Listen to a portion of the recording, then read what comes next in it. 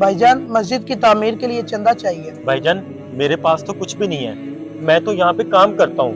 वो सेठ जी खड़े हैं, आप उनसे जाके ले लीजिए।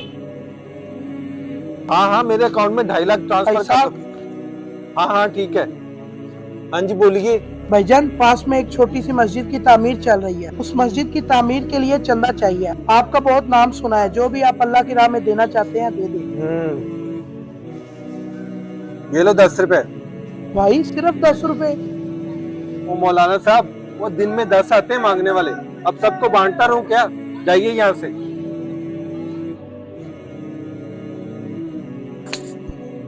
मौलाना साहब, क्या बोला सेठ जी ने? जी कुछ भी नहीं।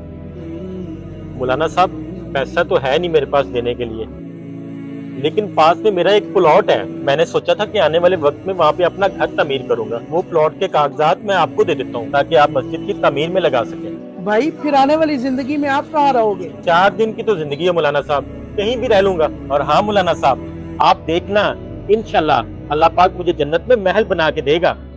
बेशक भाई, क्यों नहीं।